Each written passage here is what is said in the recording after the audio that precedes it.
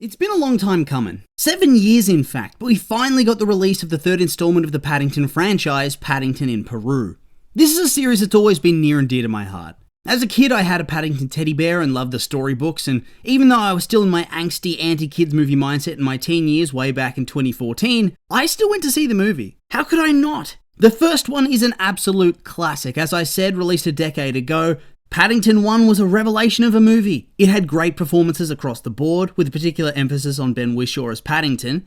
Can I just take a moment to say thank God Colin Firth bowed out of the role? I don't know who thought that he'd be a good fit for the precocious and curious young bear, but I hope they've since had to sit down to think about their career decisions. I shouldn't just limit the film to great casting and performances though. It really has something for everybody. It's charming and funny, with a lot of ridiculous and witty humour, as well as widespread appeal. Plus, the CGI for Paddington was great for its time and remains so 10 years on. All in all, a massive success with a Rotten Tomatoes score of 97% from critics and 80% from audiences, whilst also grossing $318 million off of $65 million.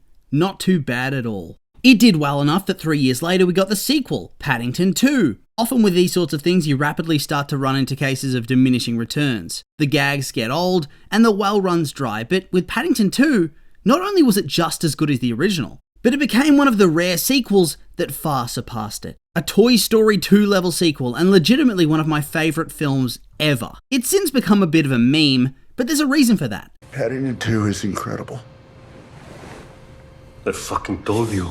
Everything the first film did well, this film does even better. With Hugh Grant coming in and putting on one of the best performances of his entire career, plus the actual directing style came into its own. A classic of the screen, this one has a 99% critical score and used to sit on 100% until some party poopers decided to lower the score years after it was released. It has an 88% audience score and ended up grossing $283 million off $40 million. Not quite as financially successful maybe, but by God it was good.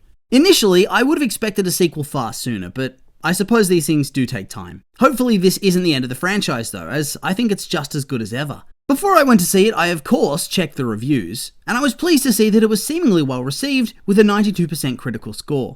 It also seems to be doing decently well at the box office. It had a weirdly staggered release, so I think it still has a lot more potential, but for now it's grossed $44 million. I think it should have some more legs when it's released in the US. After all, I feel like the second film grew massively popular years after through word of mouth, so perhaps that's going to translate into increased popularity here?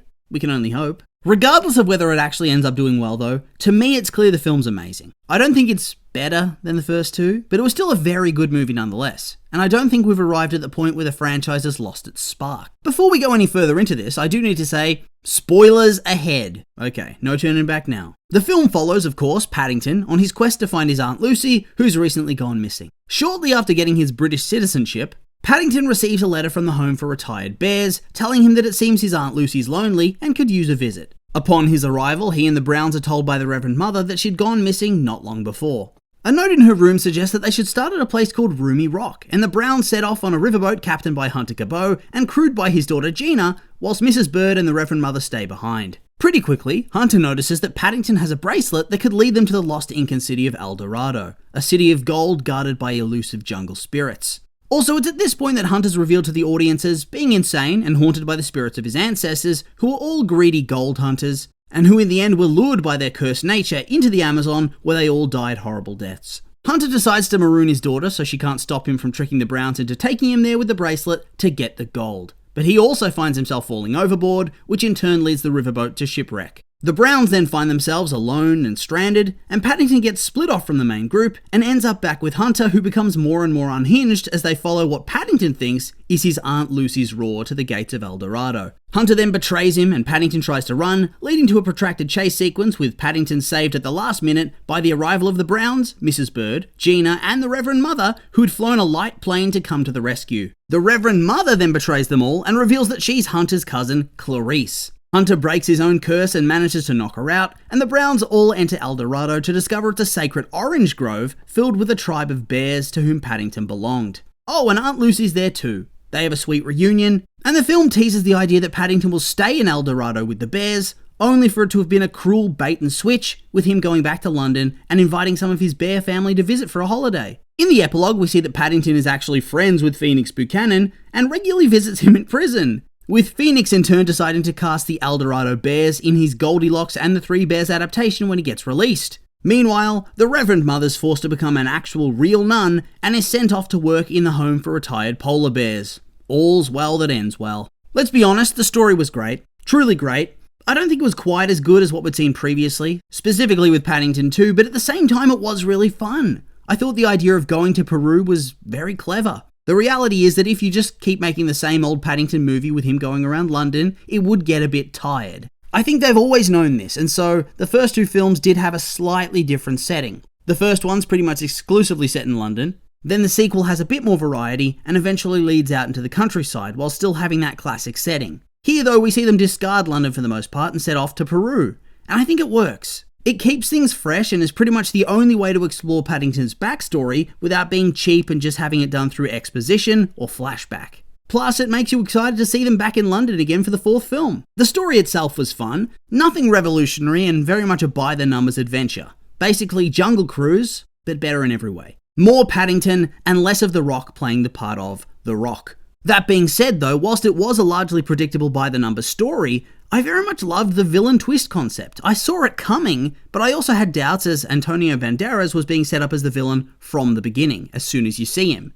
So in the end, whilst it was obvious, I also got thrown off the scent, and so when the twist happened, I was still a little bit shocked. Ultimately though, I think once again where the film shines is in the performances. As per usual, Ben Whishaw as Paddington is the heart of the movie. Dude has got to have the cutest voice of all time. How is this grown man of 44 able to play the part of a wholesome young bear cub? I'll never know. But it's truly amazing how he sucks you in. There's just something about his portrayal of Paddington, a gentleness, an earnest kindness that just makes you want to smile as you're sitting there in the cinema. I don't see how anybody could have been a better fit for the role, ever. It's perfect casting and a perfect performance for the third straight film. The performances of the Brown family were all really great across the board, even the recasting. And I appreciated that the Brown family all got their little story arcs within the film. They may not have had the most screen time as Paddington does go off on his own adventure, but they all got to have a story that they had to work through over the course of the film. Mr. Brown had to try to learn to take more risks in order to continue to thrive at work, as his new American boss is an advocate for doing insane things like base jumping out the window of the conference room. His arc revolves around overcoming his fears of a particularly nasty jungle spider, nightmare fuel to be honest, and proving that he can still evolve and become a bit of a daredevil. Honestly, looking back at his whole story across the three films so far, I feel like it really caps it off nicely. On top of that, both the children get their own arcs, smaller ones than the adults, but they're still notable. Judy learns to see things from her mother's point of view in terms of moving away for university. Once again, this feels like it fits in massively with her whole story across the two films, combining her independent journalist story from the second movie and her severe cringe allergy, particularly towards her mum, in the first movie. Jonathan's story is the full trifecta of the teenage boy, from precocious preteen to try-hard poser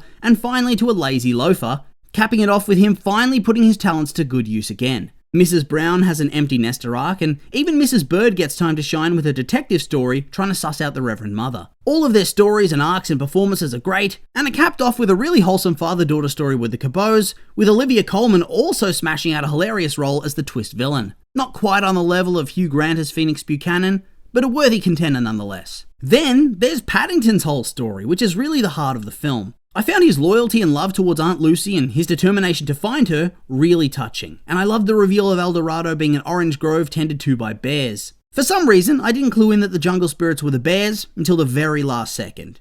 So I did feel a little bit stupid, but seeing Paddington teach his long-lost tribe how to make marmalade probably made my year, made me feel so much better. The whole will he won't he stay or go tugged on my heartstrings massively, especially with Mrs. Brown and Paddington and how she has that realization on her face that she may have to let her little bear go, only for him to absolutely rug pull it all and ask to stay in London with them forever. I loved that whole final sequence. I do wish we could have seen that scene play out with the OG actress for Mrs. Brown, but it is what it is. And the further we go through the franchise, the less I'll notice the change, I'm sure.